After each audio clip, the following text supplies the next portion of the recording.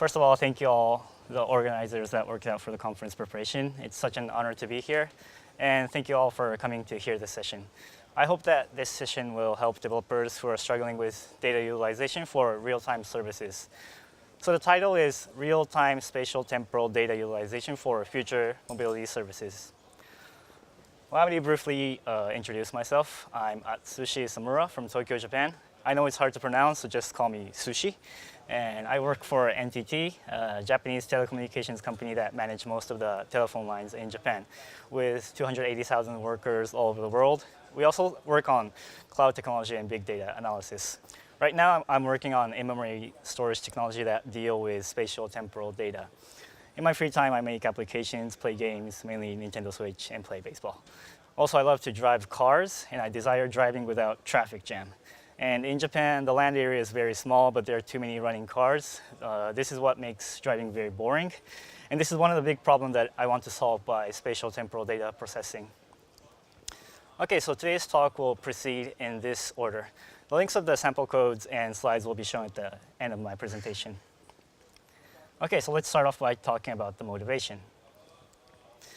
As you know, recently, IoT devices such as connected vehicles, wearable devices, and drones are spreading everywhere. And the number of these devices will keep increasing more and more. And it is expected that connected vehicles will reach 5.400 million in the world, and wearable devices will reach 3.200 million in the world in 2020.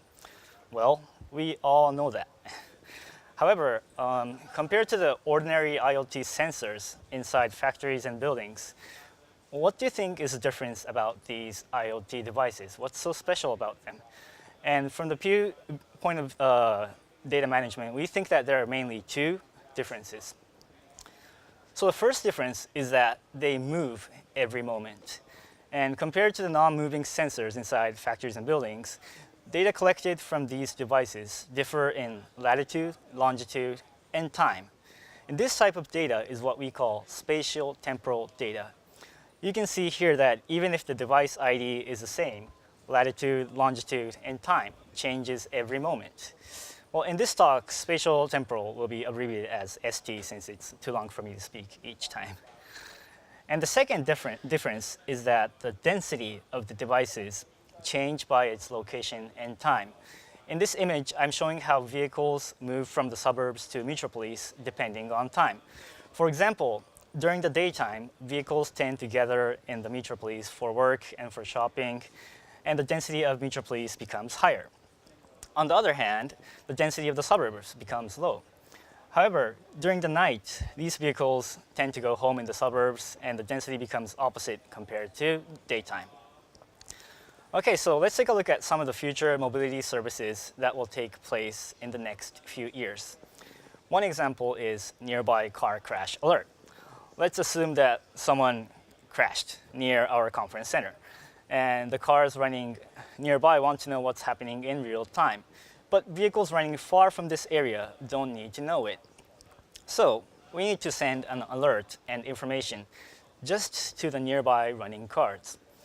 And to realize this application, we need to find all cars that are running near the crash at current time, which relates with spatial temporal data. How about this another example? People waiting for taxis will use their smartphones to send their location and time simultaneously. And also information of events, traffic jams, etc. will be acquired. In the futures, of course, taxis will pick up passengers by calculating the optimal route automatically based on the collected SD data. And this is another example that relates with spatial temporal data. How about drone package delivery? Many companies will start this service for a more flexible delivery. And if the user wants to send a package to somewhere now, the system needs to find the nearest drone available with no packages. So this service also deals with SD data since we need to search drones that keeps moving and moving. Okay, so the important features of these IoT devices that we need to consider are they move, and the density changes by location and time. And also the future services related to these devices require real-time response of SD data and SD data search. Well, what's so difficult about realizing these services? Well, as I said in the beginning, a bunch of SD data are sent from a massive number of devices every second in real time. It is estimated that over 20 million records will be sent from cars in 1 second in Japan in year 2024. At the same time, future mobility applications require SD range query, which means to search by the range of longitude, latitude, and time in real time. We define that the requirement for insertion is less than 10 milliseconds for each data, and search is less than 100 milliseconds for each query. And in addition, the data store needs to consider the density changes of IoT devices, as I introduced before. And here we found a problem that there is no mature technology that could satisfy all the requirements. And so we started off by choosing the appropriate data store. To satisfy our requirements, we searched for a data store that has blazingly fast performance, geo features, and secondary index, and of course, data distribution. And by watching the speaker from Lyft at Redis conference, we found out that Geohash encoding and sorted set enable SD data management inside Redis. So, of course, we selected Redis. Okay, so now let's think how we can utilize SD data inside Redis. First, here are some of the geo-related commands and sorted set-related commands that could be used for SD data management. For instance, geoadd could be used to apply the information of latitude and longitude as a score of sorted set. Also, zadd could be used to apply any value for the score of sorted set. And when searching data of sorted set, we can use zrange by score command. And so, okay, as I mentioned before, Redis utilizes the Geohash coding algorithm for the geo-related commands. Well, what's Geohash? I think some of you might already know, but we usually talk about location as a two-dimensional data of longitude and latitude. Well, Geohash is a coding algorithm that could transform this two-dimensional data into a one-dimensional code by using Morton curve, or some people call Z-curve. If we want to encode the X and Y of San Francisco, we first split the Earth into 4 blocks, like this. And the first 2 bits will be 1, 0 in this case. The next 2 bits will be, by splitting in half, it will be 0, 1. And as the same pattern, the next 2 bits will be 1, 0. And this bit interleaving process is repeated until it reaches the precision that you want to express.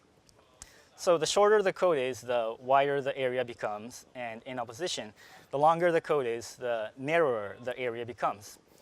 And the one-dimensional code enables faster data insertion, and it matches Redis's simple data structure of key value store. And there is another useful feature about Geohash.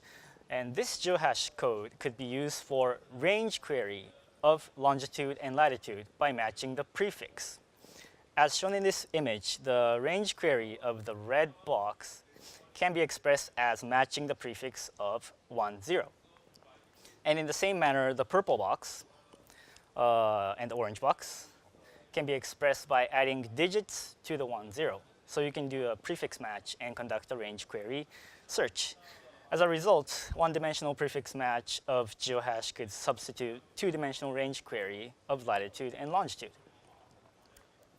So let's review the requirements of insert data and search query. We want to insert SD data that consists of longitude, latitude, time, and value.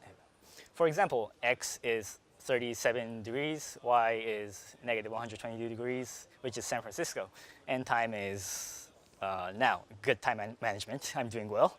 And the data includes value something like 30 kilometers per hour. Then we want to search SD range query that requires the data corresponding to a particular prefix match of Geohash and a particular range of timestamp. This query can find data that is inside a certain location and time period. In this situation, we came up of 2 possible key value design for Redis. The first design pattern is applying timestamp as the key and Geohash as the score of sorted set. The Redis commands that can be used for the pattern 1 are zadd and geoadd. if we use zadd, the geohash score needs to be calculated beforehand. The second design is applying geohash as the key and timestamp as the score of sorted set. The command that can be used for inserting will be zadd. And we thought that these are the two main key value design that we can generally prepare in Redis. Next, we needed to find how we can search by range query for these two patterns. As I said in the requirements, a prefix of geohash in the range of timestamp must be searched. If we use the first pattern, we need to submit zRangeByScore command for each timestamp key that needs to be searched. For example, searching timestamp range of 10 minutes means to search 600 timestamp keys. For the second pattern, we first need to submit the keys command to acquire all the geohash keys that has a particular prefix. Afterwards, we need to submit zRangeByScore command for each geohash key that needs to be searched. Well, as you can easily imagine, the second pattern will not help us out. It is too slow since it requires the dangerous keys command for searching the list of keys that match a particular prefix. In addition, these two patterns require too many keys to search. This leads to very slow performance as shown in the table here. Well, this table shows that pattern 1 takes 1.3 seconds and pattern 2 takes more than 500 seconds for just one SD range query. So we cannot use this since it's too slow. Okay, so we thought, let's reduce the keys to search for design pattern 1. But we have to wait. Well, we have to think about a different problem that is still left. If we suppose that tons of vehicles send data continuously and applications require data of current time and multiple Redis servers are available, what do you think will happen? Well, here is the answer. No matter where the cars are running, all of them will send data consistent of current time. On the other hand, mobility applications search for data that relates with current time. If Redis 1 right now has the current timestamp key, all of the workload concentrates to this machine. And other Redis servers will be in an idle state, which will be very inefficient for the entire system. So this is a problem of load concentration. And even if the time changes, the current timestamp key moves to a different Redis server, and of course, it repeats again and again, and this causes the same problem of load concentration or intensive access of write and read. Okay. And here's an example of the CPU usage when conducting SD data insert using 24 Redis servers as a cluster. The horizontal axis of this graph is time, and the vertical axis of the upper half represents CPU usage of user and system, and the lower half represents the idle percentage of CPU. And you can see that the workload concentrates temporarily to a particular Redis server as a spike. So it expresses that the time is changing and the load is concentrating. So this graph demonstrates that the key value design with current timestamp as key cannot use CPU resource efficiently. Well, let's review the problems that we need to solve. SD range query is slow because of searching too many keys or using the keys command. And SD data insert is inefficient due to load concentration. So now let me introduce our proposal to solve the problems. First of all, I have introduced geohash encoding in the beginning. In several technical papers, there's another encoding algorithm proposed called stencode, if you know. This is a one-dimensional code that is calculated by applying Morton curve to three-dimensional value of latitude, longitude, and time. And to include time, first, we define the minimum timestamp and maximum timestamp that you want to deal with. Then, depending on the current time, we divide the timestamp in half repeatedly, just like geohash. So in this case, it will be 100. And The bit array of SD code will be a repeat of XYT, XYT, XYT, and so on. So the shorter the code is, the wider the area and longer the time period becomes. In opposition, the longer the code is, the narrower the area and shorter the time period becomes. And by using this code, range query of longitude, latitude, and time can be replaced by a prefix match. Okay, so we asked ourselves, how can we insert and search this SD code without the need of using the dangerous keys command? So here is our approach. First, we split this SD code in two parts, pre-code and suffcode. And this simply means the prefix part and the suffix part of the SD code. And the pre-code that express the wide SD range is stored as the key of a sorted set. Then the suffcode that express the narrow SD range is stored as the score of sorted set. And we use zadd to realize this key value design. So we applied pre-code as the key and suffcode as a score of sorted set. And you can insert any value that you want in the value.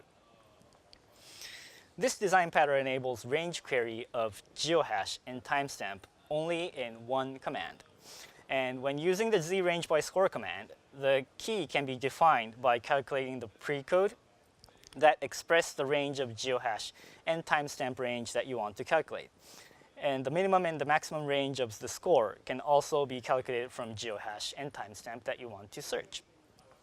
And the S and Q in this equation should be considered beforehand depending on what kind of query you are planning to submit.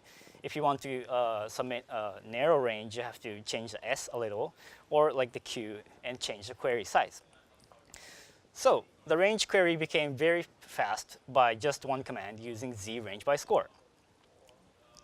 Well, we solved the first problem by SD code by searching only one key and by using the zrange by score command. However, the second problem is not solved yet. And she will say wait again, so we cannot forget about this load concentration even if we use SD code as the key of sorted set because it includes the time information inside the key. So this is our second approach, limited node distribution. The basic idea of limited node distribution is to select multiple nodes based on the hashed value of SD code which express a particular location and time. The data insert is conducted to only one of the selected nodes, and data search will be conducted to all of the selected nodes. Okay, let's see this example. Let's say that the number of selected nodes is 2. In this example, the destination of SD data obtained near San Francisco at 7 a.m. goes to either this node or this node. From here, the insert node is decided randomly. In this case, let's choose the right node. By this method, insert only goes to one of the selected nodes. And the combination of the selected nodes differ every time, like this. So the insertion can be conducted by avoiding load concentration. Oh, sorry. Okay. And when you conduct a search command, you look up to all of the selected nodes, and this will realize efficient search. So this is what we call limited node distribution, and what we're doing is insert to only one of the selected nodes and search from all of the selected nodes. Okay, so now the two problems are solved by applying SD code and limited node distribution. The architecture overview, including SD code and limited node distribution, is shown here. In brief, the insert and search starts by calculating SD code and splitting SD code into pre-code and suffcode. From the hash value of pre-code, insert or search node number is calculated based on the limited node distribution. And insert is only conducted to one of the selected nodes, and search is conducted to all of the selected nodes. I understand that it's a little complicated, so please ask me questions later if you feel any misunderstandings. Okay, next I'll introduce the performance. We conducted an experiment to compare these two methods that I've already introduced. One is the ST key method, which is the proposal, and the other is the time key method with the timestamp as key and geohash as the score. Here are the experimental conditions. Each data size is 10 kilobytes, and we prepared 24 Redis server nodes. And the number of selected nodes for our proposed method was 8. We created test dataset based on the longitude and latitude acquired from New York Taxi Open Data. And to make it real, we applied current timestamp during the experiment as time. And the search range query requires 50 minutes in time range and 3 square kilometers for area. And the dataset that we used are sparse or dense depending on the area, so we can simulate the disparse and, yes, density. So there are a lot of data near Manhattan, but less data in the suburbs. This dataset is real, so we could simulate the concentration of cars running in New York. And the system configuration in detail is listed here. I know it's too small, but the total of 8 physical machines were prepared for Redis client, and 4 physical machines were prepared for Redis server. And the specification of server machines had 256 gigabytes of memory, but other specifications are not so special or powerful. We used Redis for the interface to Redis, and the version of Redis was 5.0.3. And this is a result of the insert performance. The graphs here indicate that the insert performance was 13 times better in throughput and 12 times better in turnaround time for each record. And throughput reached over 76,000 records in 1 second, and the TAT was 3.3 milliseconds per one record. Well, this improvement was mainly due to the efficient usage in CPU resource. Again, the horizontal axis of this graph is time, and the vertical axis of the upper half represents CPU usage of user and system. The lower half represents the idle percentage of CPU. The ST key method proved that we can fully use CPU resource, and the processing load is distributed to all Redis servers equally. As mentioned before, time key method could not use CPU resource efficiently due to load concentration. Next is a result of the search performance. The graphs here indicate that the search performance was 5 times better in throughput and 5 times better in turnaround time for each query. Throughput reached over 3,500 queries in 1 second, and the TAT was 70 milliseconds per one query. This improvement was mainly due to the efficient search conducted by one command per one query. The ST key method proved that the search performance is better compared to time key method with less CPU usage, as shown here. Okay, so I will summarize the results.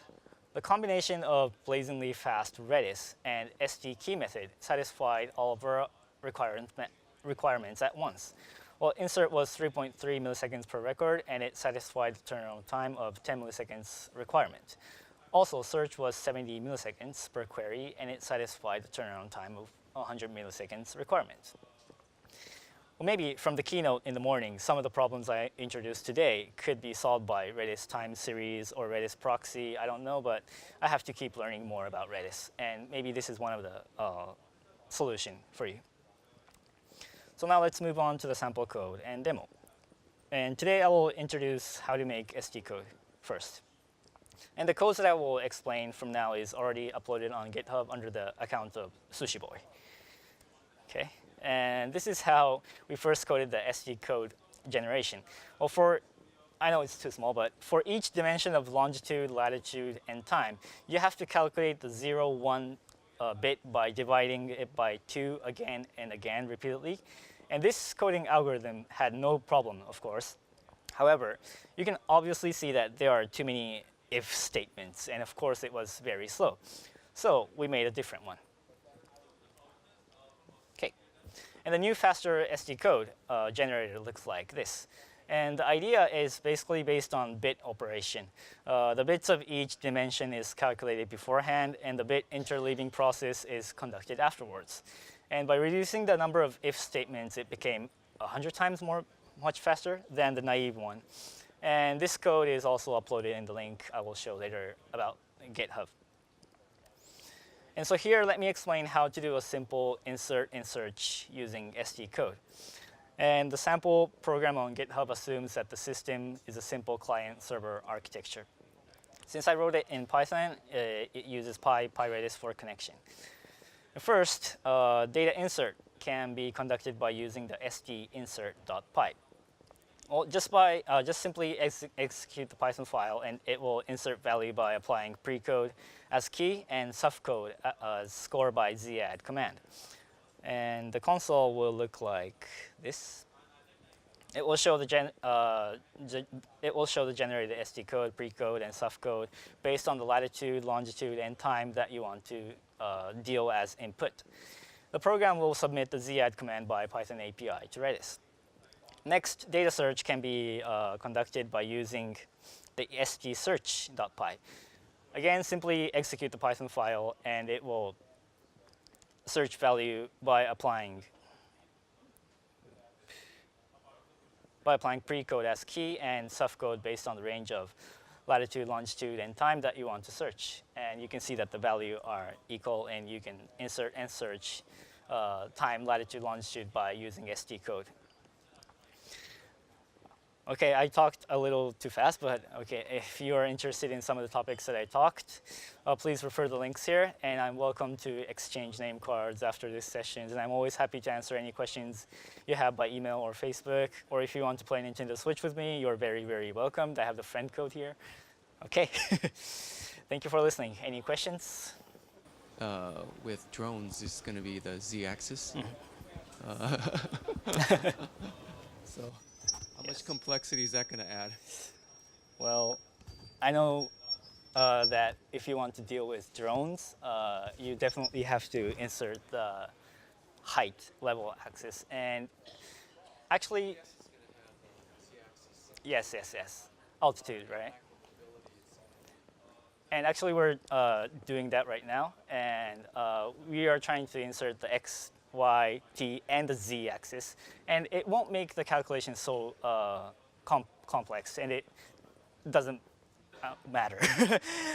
But the point that you have to keep in mind that you can only use that SD code with the altitude if you want to search everything using the altitude. If you won't use altitude, like one database has data of what people's smartphones and connected vehicles, which only deal with X and Y. And if you want to deal with drones, you should make a different system that only deals with X, Y, T, and Z. So if you will use the four-dimensional every time, you can include the information of altitude inside SD code, I think.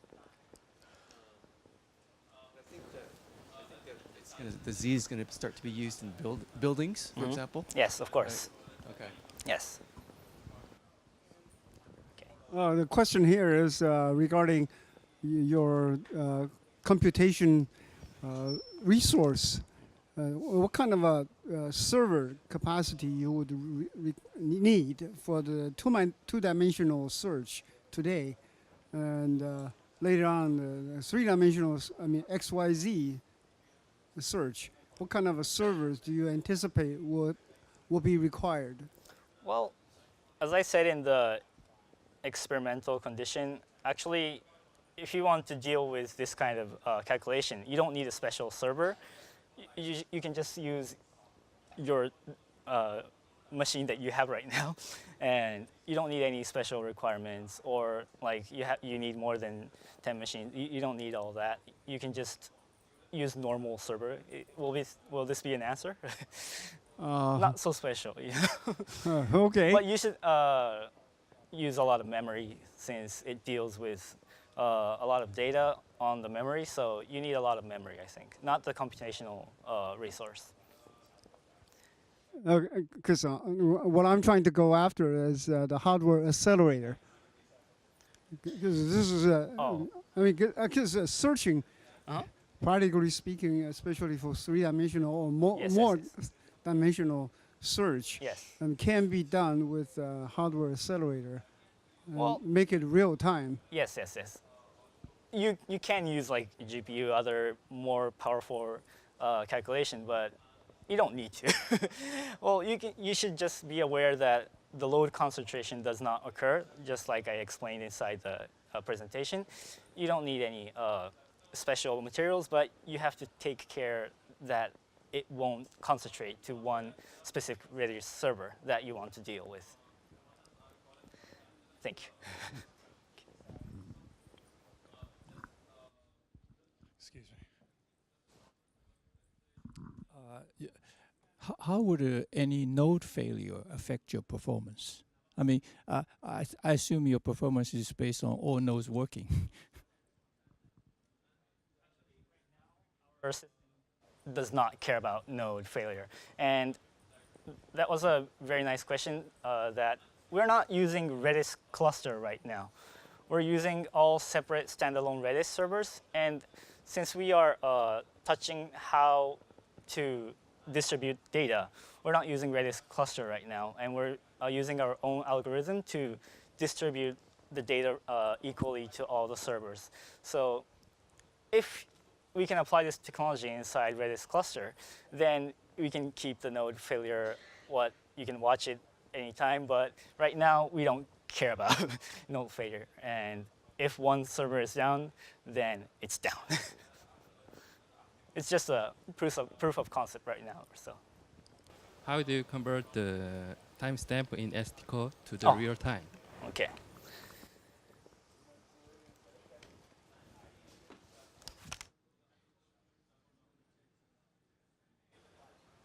So as I explained here, the current time will be the real time you are talking right now. And so did you understand the process of making the geohash? Yes. Okay, so it will be the same process as geohash, but you deal with only the time range and the minimum timestamp to maximum timestamp and divide it by 2, 2, 2, 2, 2 repeatedly, and you calculate the 0, 1 bits. So the time range I decided by 0 from the maximum of timestamp. So basically, Basically, infinity. yeah, infinity. 0 to the max of timestamp. That's what we use right now. Yeah. Okay, let's talk later. Okay. One more. I understand that you're in the proof of concept stage. Do you have a project which will really utilize this entire software stack to apply the technology to the real use case? Shortly, yes. We have a specific use case, but I cannot say it here because it will be in the future. And yes, we are trying to apply this technology to a real use case, dealing with connected vehicles. Thank you. Thank you. Anybody else? You gave code examples in Python, so I assume the hash is calculated on the client side before you add. Have you thought about, or does it make any sense to maybe write a script or write a Redis module that does all this bit twiddling in C? Oh. Yes, we calculate the hash inside our Python program, and we use the Mermet hash that's used in Redis as well. And well, the second question was, do you have a module for this? Can you speed it up and see? Does it make any sense to do this on the server side? This is doing it on the client side, not on the server side. The Redis server side as a module. Oh, yeah. Is there an advantage doing it on the server? Is there an advantage doing it on the server? Saying it correctly, but by doing this on the client side, well, because it's not doing it on the server side right now, it's doing it on the client side right now. By doing it on the client side, it could save more computational resource of the server side and use the client resource when asking for insert and query from the client. And you don't need to use much resource on the server side. Does that make sense? Okay. Any other questions? I have a question. I have a question if no one else has one. So when you want to find an accident, you know that if you have a common prefix, then you have adjacency with Geohash. But the opposite isn't true. If you have adjacency, there may not be a common prefix. So if you need to search for all the cars that are in other cells, does your client application need to calculate more than one Geohash prefix in order to do that computation? Okay. Yes. You're totally correct.